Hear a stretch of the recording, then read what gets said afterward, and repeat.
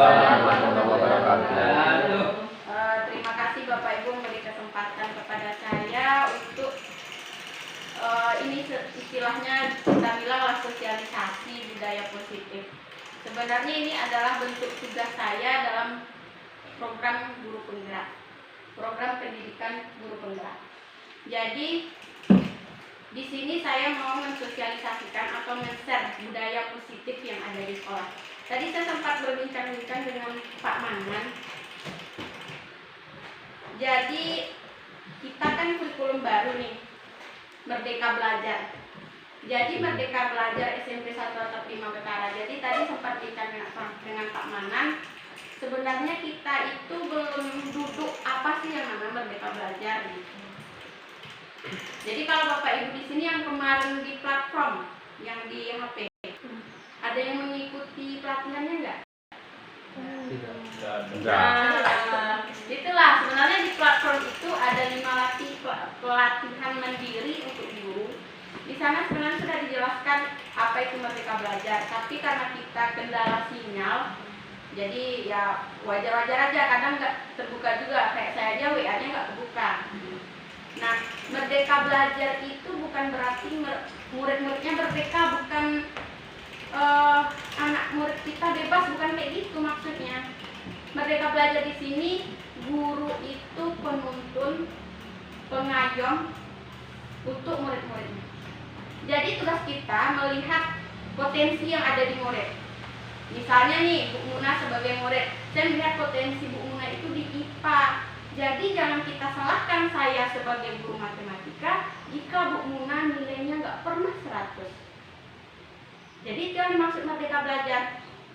Tugas Merdeka Belajar ini guru, tugasnya itu kalau di dalam modul yang saya pelajari, Ki Hajar Dewantara, Bapak Pendidikan Nasional kita mengibaratkannya itu kita guru ini sebagai petani. Kita cuma menyediakan lahan, memberikan pupuk terbaik, dan murid-murid ini adalah tanamannya. Bagaimana mereka tumbuh, kita cuma bisa memberikan lahan, memberikan pupuk terbaik, kemudian merawatnya. Bagaimana hasilnya otomatis tergantung muridnya. Ada yang mau berdiskusi Merdeka Belajar? Pak Wana tadi semangat tuh. Nah, jadi tujuan saya menciptakan budaya positif di lingkungan SMP Negeri 1 Atap 5 Betara sehingga terbangun karakter profil pelajar Pancasila pada peserta didik. Jadi lakukan sosialisasi. Kita bangun dari hal-hal yang sederhana. Jadi saya sampaikan sedikit materinya. Bapak Ibu di sini setuju tidak dengan pernyataan pertama? Hukuman dapat mendisiplinkan anak. Setuju nggak? Hukumannya dalam bentuk apa? Pertanyaan pertama dulu Pak Joko. Nanti pertanyaan kedua ada pemberian hukuman dengan hal positif. Misalnya, saya menghukum Pak Hadi dengan membaca buku. Atau saya hukum Pak Hadi dengan membersihkan halaman. Itu kan hal positif. Bisa tidak membentuk disiplin? Tapi sejauh ini Bu, kalau dalam bentuk hukuman yang diberikan kepada anak itu tidak dapat mendisiplinkan anak. Ya. Tidak. Karena contoh masalah terapian aja. Anak itu masukkan baru ketika kita ada. Iya. Ya, betul. Kalau kita tidak ada, keluar semua Bu. Artinya anak tidak disiplin gitu kan? Iya. Itu contohnya menurut saya. Iya. Ya, itu pendapat Pak Hadi. Yang lain gimana? Setuju nggak hukuman itu bisa mendisiplinkan? Selama ini saya pribadi dalam matematika saya hukum. Kalau saya pengalaman dari kecil dulu kalau melakukan kesalahan kan artinya dihukum lah, bahkan sanksi gitu. Jadi kalau saya sana pribadi apa ya, itu ada nanti kalau mau melanggar lagi ada rasa oh ingat ada sanksinya.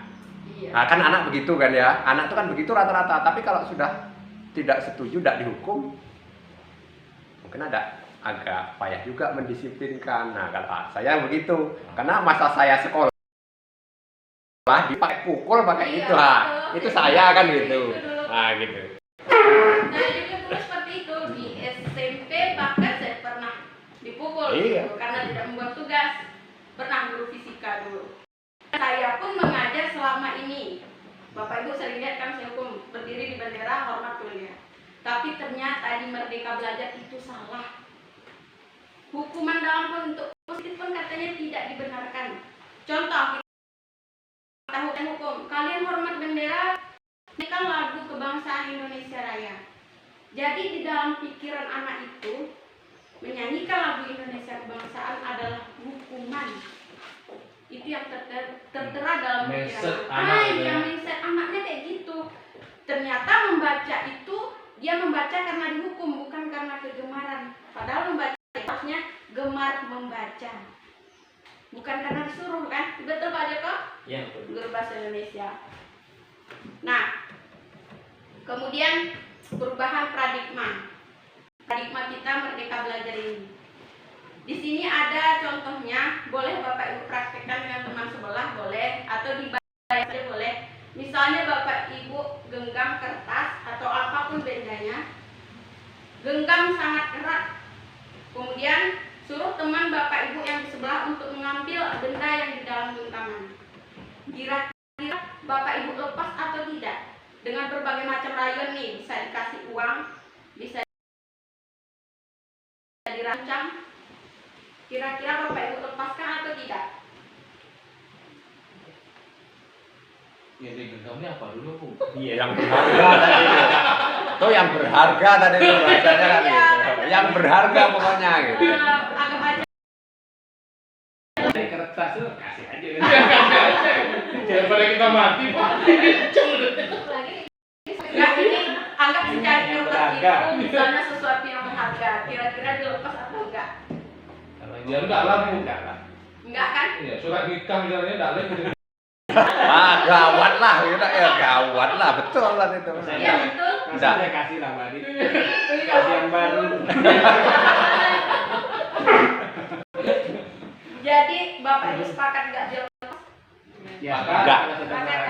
Nah, itulah salah satu contoh bagaimana kita mengontrol diri. Tidak ada orang lain satupun yang bisa mengontrol diri kita sendiri. Betul? Jadi kalau Bapak Ibu ingin disiplin, sekolah kita ingin disiplin, budaya positif itu kan berangkat dari lingkungan, suasana yang nyaman. Kalau kita semuanya sepakat kita akan disiplin, kira-kira yang mengontrol siapa? Pak Kepala Sekolah? Kita sendiri. Ibarat genggaman tadi, nggak ada yang bisa mempengaruhi. Kita sendiri, mindset kita sendiri. Mau nggak kita mengontrol diri kita? Kembali lagi seperti dulu pernah Bapak Kepala Sekolah bilang, mau berubah atau tidak? Kita jawab, tapi kita tidak mengontrol diri kita sendiri. Jadi hasilnya belum terlihat, insya Allah terlihat. Amin. Apa yang terjadi? Nah ini dia. Begitu juga dengan murid kita. Dia ada stimulus respon, kemudian ada teori kontrol. Kita beranggapan kebutuhan kita sama dengan murid, ya kan? Padahal kenyataannya kita berbeda. Kita ingin mengajar bla bla bla bla bla bla bla bla di papan tulis. Anak nggak mau kayak gitu. Anak maunya praktek. Saya mau belajar di luar, Bu. Saya mau belajar dengan gym, Bu. Coba kita di posisi mereka. Dari pagi gurunya ngantuk dah. Itu kan keinginan kita. Nah, dari keinginan murid kita. Disitulah Merdeka Belajar. Ki Hajar Dewantara menyebutkan, setiap guru harus memahami muridnya. Muridnya mau belajar apa? Nah, ada namanya pembelajaran berdiferensiasi. Kemudian di sini ada perubahan paradigma teori kontrol. Kita selama ini beranggapan gurulah yang mengontrol muridnya. Padahal setiap murid itulah yang harusnya mengontrol dirinya sendiri. Kita cuma memberi pemahaman. Nah, memasukkan baju ke dalam itu adalah hal baik. Yang mengontrolnya kan dia. Seperti kata Pak Hadi, kalau kita nggak ada, bajunya keluar lagi. Kemudian cerdas. Setiap guru itu harus cerdas. Kenapa saya bilang begitu? Kemarin kelas 9 ada yang berdebat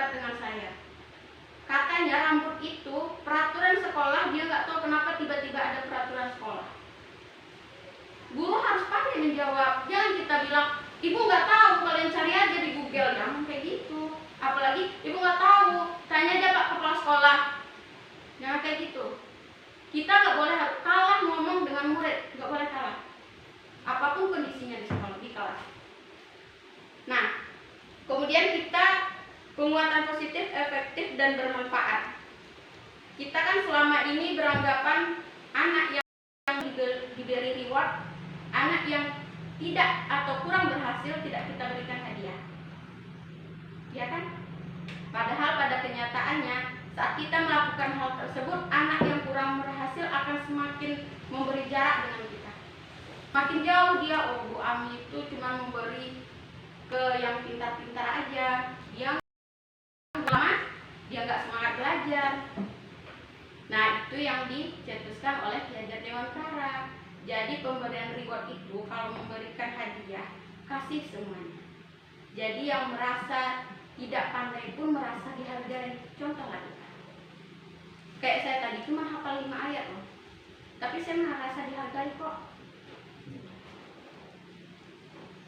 Nah, murid itu kalau kita beda-bedakan, mereka merasa tidak dihargai. Padahal mereka juga mempunyai minat belajar yang sama. Nah, kemudian ada ilusi bahwa kita beranggapan selama ini orang dewasa memiliki hak untuk memaksa. Kita selalu memaksa-maksa mereka. Pernah tidak Bapak Ibu memaksa murid kita? Saya akui, saya sebelumnya pernah. Nah, sering malah, apalagi matematika. Suruh potong rambut, dipaksa potong dulu, baru dirapikan. Tidak ada diskusi sama sekali dengan murid. Saya nggak mau tahu dulu, kalian ini tugas 10 soal, kerjakan di rumah, Senin depan harus selesai. Saya nggak pernah tanya, kalian bisa nggak kira-kira menyelesaikan 10 soal ini dalam waktu 1 minggu, sendiri tanpa mencontek. Kita mengajarkan murid itu sekarang nggak ilmunya aja, kayak kita menuangkan air ke dalam wadah kosong, nggak kayak gitu aja. Tapi prosesnya, bagaimana air ini kita angkat, kemudian kita tuangkan. Itu yang Merdeka Belajar. Jadi bukan berarti anak itu bebas, kita lebih membentuk karakternya. Nah, itu selama ini yang kita lakukan. Selama ini kita beranggapan disiplin itu mentaati peraturan sekolah, ya kan? Disiplin itu mentaati aturan yang ada di lingkungan sekitar. Padahal disiplin itu adalah proses belajar dia memahami lingkungannya.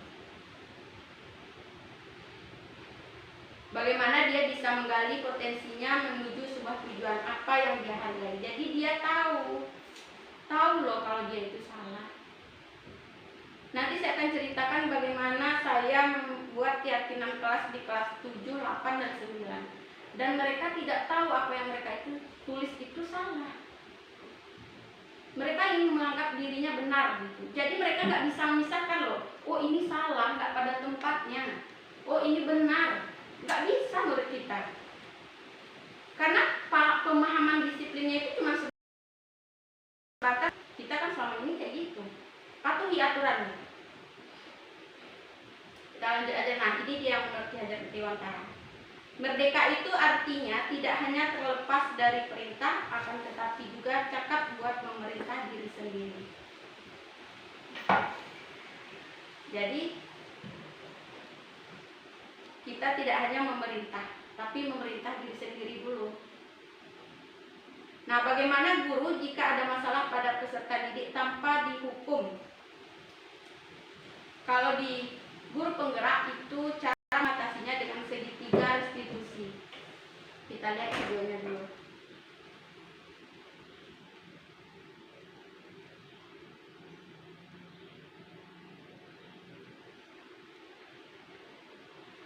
Susi.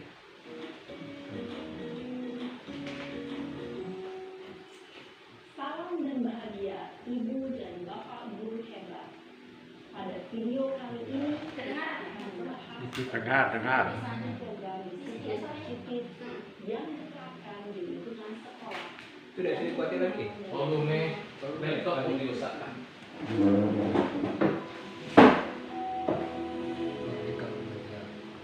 Nah, ya. Restitusi dikembangkan oleh pakar pendidikan dari Boston berlandaskan pada teori kontrol Dr. William Blaser. Segitiga restitusi adalah suatu proses dialog yang dijalankan oleh guru, atau orang tua agar dapat menghasilkan murid yang mandiri dan bertanggung jawab. Pada saat guru di posisi manajer, aspek yang dikembangkan pada murid adalah motivasi intrinsik, sehingga kebajikan dapat tumbuh dan berkembang menjadi suatu kebiasaan positif yang akhirnya membentuk karakter murid. Proses dialog ini terdiri dari 3 langkah yang digambarkan pada ketiga sisi pada segitiga restitusi.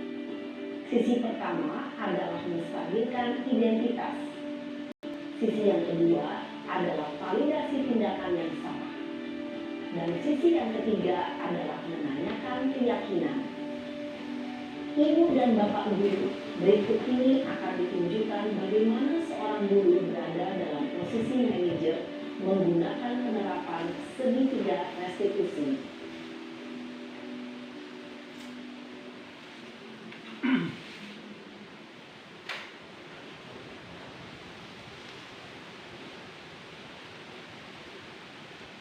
Yang cara Yang Pak. sudah lama nggak ketemu saya. Kenapa hari ini ada di sini? Kesel Pak, kesel banget. Masa aku dikatain tukang fitnah Pak? Ya aku marah lah. Aku balik ngatain Eka di depan kelas. Kesel banget. Oh begitu. Ya pasti kamu marah dan kesal. Bapak juga bila ada yang menuduh Bapak seperti itu. Kemudian pada saat itu kamu mau melakukan apa? Ya saya langsung ngatain Eka lah Pak. Kesel banget. Saya bentak-bentak dia di depan teman-teman lain. Oh begitu. Pasti kamu melakukan seperti itu karena suatu alasan tertentu kan? Iyalah, masa saya diam saja Pak? Ya saya bela diri lah. Masa saya dituduh tukang fitnah? Ya wajar lah. Mempertahankan harga diri itu sesuatu yang penting buat kamu. Untung kamu tidak bertindak lebih gegabah lagi. Hanya membentak-bentak. Iya Pak. Untung saya masih bersabar dan hanya membentak saja. Sudah gemes padahal. Saya pasti bela diri lah. Ya pasti ya. Tapi kamu memilih untuk tetap bertahan dan bersabar. Kamu memilih untuk tidak berbuat lebih parah lagi bukan? Iya. Nah, sekarang coba kita lihat lagi tindakan kamu yang bentak-bentak Eka di kelas. Tindakan kamu itu kira-kira sesuai dengan keyakinan kelas atau prinsip kamu tidak? Enggak lah Pak. Siapa jadi pemarah? Jadi keyakinan atau prinsip mana yang kurang sesuai dengan keinginan kamu? Ya, saya sebenarnya sangat menghargai orang lain. Mungkin saat itu saya menjadi emosi, jadi tidak menunjukkan sikap itu. Kamu meyakini tidak? Menghargai orang lain itu penting buat kamu. Yakinlah Pak. Iya, setuju. Kita harus saling menghargai.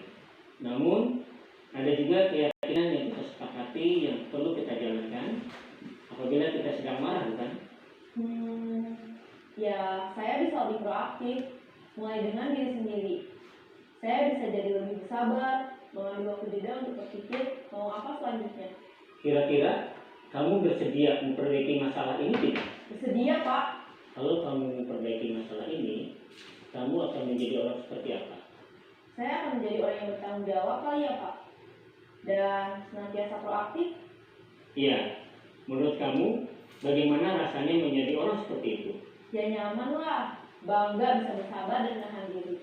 Baiklah kalau begitu. Yuk kita pikirkan bagaimana memperbaiki masalah ini.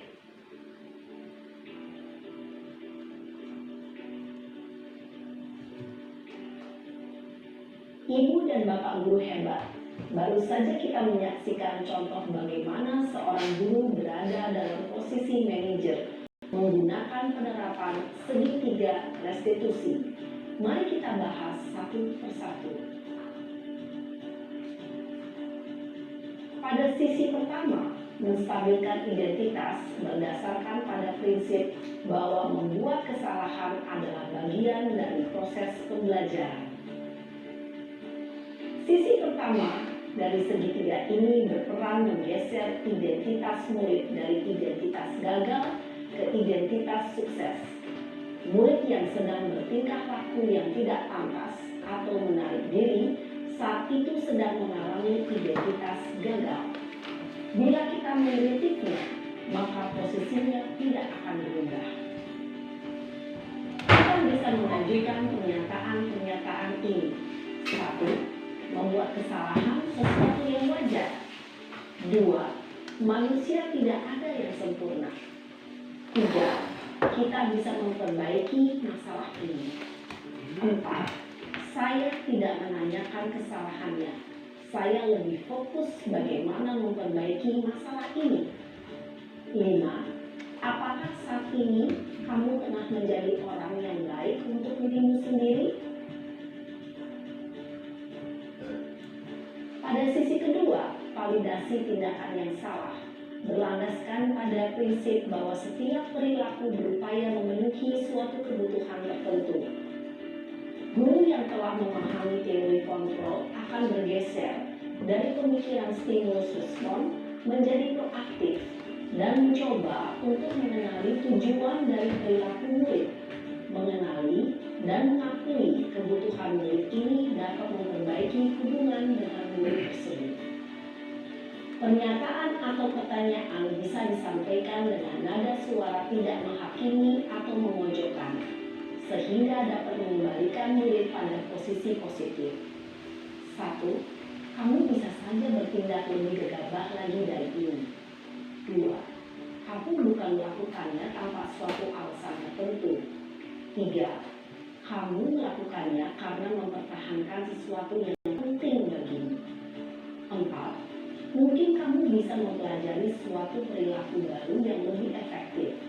Bersediakah kamu mempelajarinya? Selanjutnya, kita akan simak sisi terakhir, yaitu menanyakan keyakinan. Teori kontrol menyatakan bahwa pada dasarnya kita termotivasi secara intrinsik. Pada saat perilaku yang salah telah divalidasi dan identitas sukses telah stabil, maka murid telah siap mengaitkan keyakinan-keyakinannya dengan tindakannya yang salah, dan pemikirannya telah bergeser ingin menjadi orang yang dituju. Pertanyaan-pertanyaan ini dapat mengaitkan keyakinan-keyakinan yang dianut murid. 1. Sebagai keluarga atau kelas, apa yang kita yakini? 2. Nilai-nilai apa yang telah kita sepakati? 3. Seperti apa gambaran sebuah kelas yang ideal bagi kamu?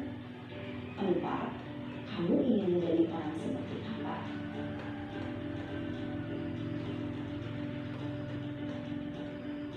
Dalam menerapkan segitiga restitusi, perlu diperhatikan beberapa hal, yaitu 1. Perilaku yang salah perlu dikaitkan dengan nilai-nilai atau keyakinan yang disepakati atau dituju. 2. Kesediaan orang yang melakukan kesalahan untuk memperbaiki masalah. 3. Pemecahan masalah sebisa mungkin relevan atau memiliki hubungan dengan masalah yang ada. Nah, Bapak Ibu, itu segitiga restitusi bagaimana mengatasi masalah jika ada murid kita yang bermasalah. Jadi kita nggak langsung ngecap gitu loh. Kamu nakal banget sih, gini, nggak boleh gitu. Jadi harus kita arahkan dia, menurut dia yang benar itu gimana, baru kita arahkan. Jadi saat kita mencap nakal, ini sudah ada. Saya masuk kelas 9 kan sekarang agak melunjak ya. Jadi saat masuk kelas 9, mereka bilang, "Bu, saya nakal ya?" "Enggak, kamu enggak nakal, kamu unik." "Kenapa?" "Ada guru yang mencap saya nakal." Jadi saya juga dulu kayak gitu, sebelum belajar di guru penggerak saya juga dulu kayak gitu. "Kamu nakal sekali, gini. Pas jam saya kalian gini, pas jam Pak Hadi kalian diam-diam aja gitu kan, pas jam saya dia ngelunjak gitu." Tapi setelah belajar di guru penggerak ini, maka saya pahami ternyata mencap anak itu bodoh, nakal, itu tidak dibenarkan. Kalau kita lanjut aja ya Bapak Ibu karena sudah siang. Ini posnya gimana ya?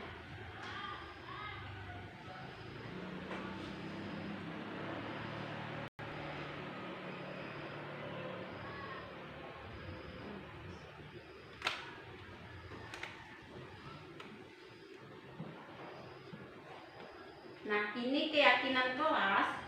Keyakinan kelas ini Bapak Ibu minta, boleh Bapak Ibu minta kepada siswa-siswa kita keyakinan kelas apa yang ingin dia lakukan. Misalnya Bapak Ibu bisa lihat di kelas 7 sama kelas 9 yang sudah saya buat.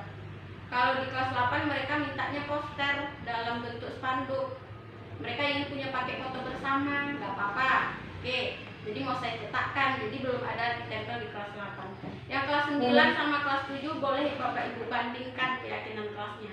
Yang kelas 9 itu dicopot, diganti, dicoret, digantinya. Nah, itu yang kelas 9. Kenapa mereka melakukan itu? Karena hanya saya, guru, yang melakukan keyakinan kelas. Jadi saya mau mengajak Bapak Ibu melakukan keyakinan kelas. Harus ya Bu ditempel di karton kayak gitu? Enggak harus, dituliskan di papan tulis juga bisa. Kemudian Bapak Ibu printkan di situ, ditempelkan. Mau berapa mata pelajaran kita? Kita 11 guru ya. 11 guru, mau 11 pun keyakinan kelasnya tidak masalah. Semakin banyak keyakinan kelasnya, maka semakin yakin mereka. Tahu dia mana yang salah. Contohnya keyakinan kelas yang saya buat, anak-anak yang buat, jangan kita. Kalau kita